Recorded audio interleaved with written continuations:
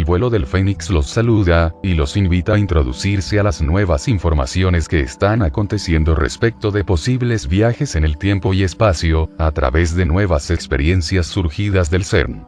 El título de este video: El colisionador de hadrones y la quinta dimensión.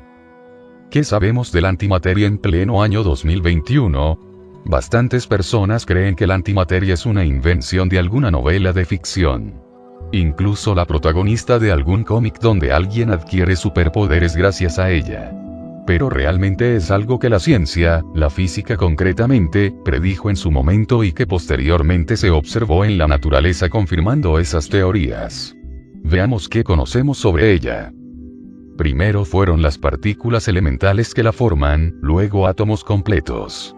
Y con el desarrollo de los grandes aceleradores de partículas se ha podido generar antimateria, por ahora de elementos muy ligeros como el hidrógeno.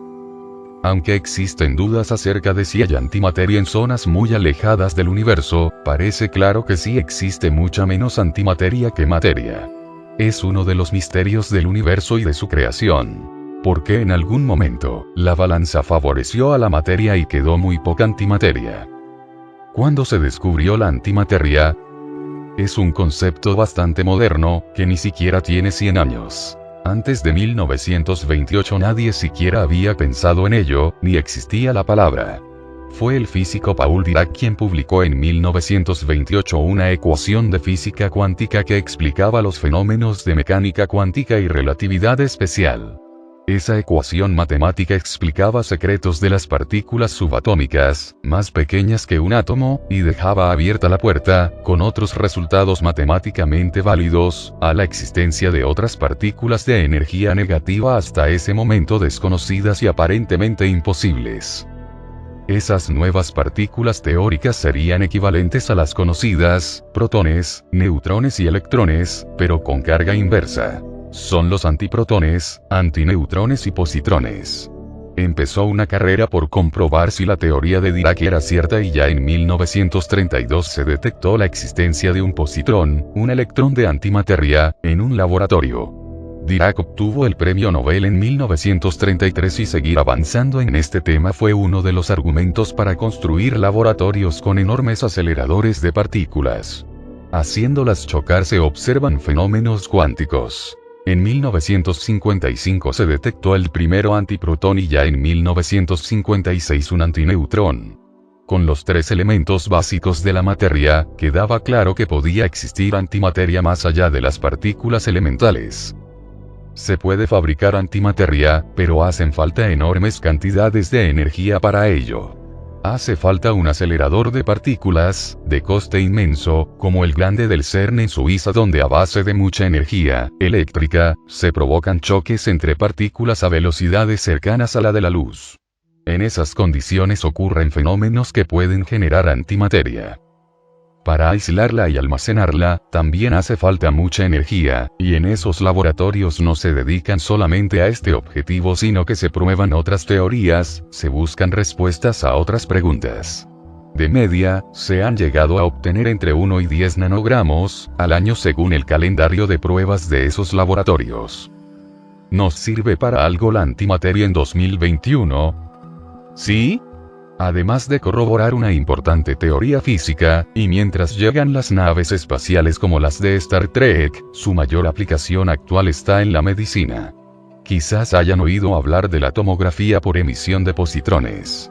Pues sí, son esos positrones, los electrones de antimateria con carga positiva. Aplicando un fármaco con cierta radiación, el aparato del PET detecta rayos gamma generados por reacciones entre positrones y electrones, y permite distinguir claramente zonas enfermas, tumores. Incluso parece que los antiprotones serían mucho más eficaces para destruir células cancerígenas, permitiendo radioterapias menos agresivas.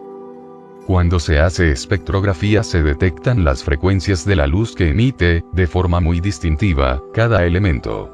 Es tan único que sirve de auténtica huella dactilar para saber si un puñado de tierra, el aceite de un motor usado, o la atmósfera de un lejano planeta, contiene determinados elementos químicos.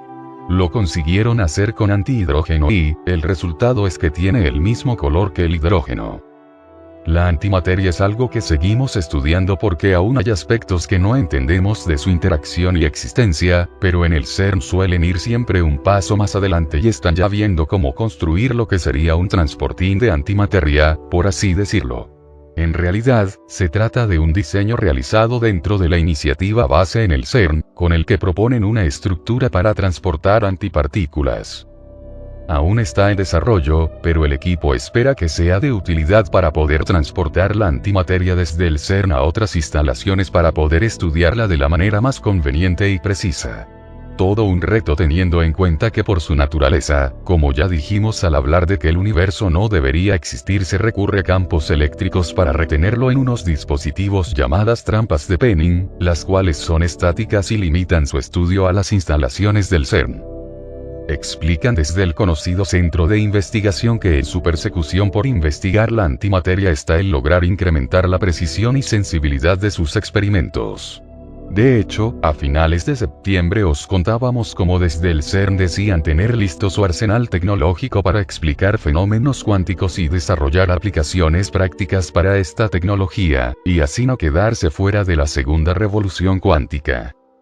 De ahí la idea de desarrollar el Base Step, una estructura pensada para transportar antiprotones y poder medir sus interacciones en un ambiente de calma magnética. Una manera de poder escapar a las fluctuaciones del campo magnético que limitan las mediciones dentro del desacelerador de antimateria, del CERN. El diseño del transportín de hecho incluye dos trampas de Penning, una para el vacío y la otra para contener los antiprotones, pero se añade un imán superconductor de 1 Tesla, y un sistema de refrigeración alimentado de helio. De esta manera, esperan que aguante sin necesidad de energía eléctrica para la refrigeración durante horas. Según ellos, es un sistema compacto. Tan compacto que pesa 1 tonelada, pero hay que tener en cuenta de qué hablamos y de que se trataría de una estructura de 1,9 x 0,8 x 1,6 metros, que en realidad no es tan grande como se podría pensar y sobre todo que podrá transportarse en un pequeño camión. Básicamente el reto se basa en crear trampas de Penning transportables con las que poder transferir antiprotones de baja carga energética a un segundo sistema, con el precedente de que ya se ha logrado con una trampa normal un almacenamiento de protones de hasta 400 días. Por ahora están fabricando y probando las partes del sistema de vacío y del sistema de refrigeración en la Universidad de Mainz, Alemania, esperando que el superimán esté listo en 2022 junto con el resto de la estructura. Esta es la información oficial que se entrega, respecto de las funciones y labores que ejerce el CERN. En forma paralela, se comienza a hablar de portales dimensionales, y de cómo este centro de investigaciones puede tener injerencia en la apertura de tales portales.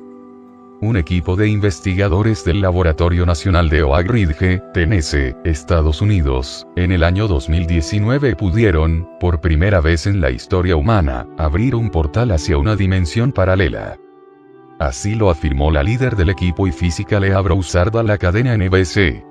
Los científicos están avanzando en la construcción del equipo necesario para explicar los resultados anómalos obtenidos por físicos de partículas en los años 90, cuando midieron el tiempo que tardaban las partículas de neutrones en descomponerse en protones una vez se eliminaban del núcleo de un átomo. En aquel momento, según recoge el diario The Independent, los científicos vieron que los neutrones se descomponían a diferentes velocidades, en lugar de al mismo tiempo, tal y como había esperado. Para probar la existencia de un universo paralelo, el experimento que realizaron el año 2019, consistió en disparar a través de un túnel de 15 metros un haz de neutrones que tuvo que atravesar un potente imán para llegar hasta una pared impenetrable. Al otro lado de la misma se instaló un detector de neutrones que, en condiciones normales no debería detectar nada. Pero, si por el contrario sí detecta los neutrones, la teoría de estos físicos estadounidenses es que los neutrones lanzados habrían atravesado la pared oscilando en un mundo espejo, lo cual sería la primera prueba de la historia de la existencia de una dimensión paralela. ¿Cómo descubrir la misteriosa quinta dimensión? Primero, necesitas un objeto enorme para encontrar las partículas fundamentales más pequeñas en el universo. El que tienen en el CERN se llama Gran Colisionador de Hadrones, un acelerador protón de 27 kilómetros de circunferencia.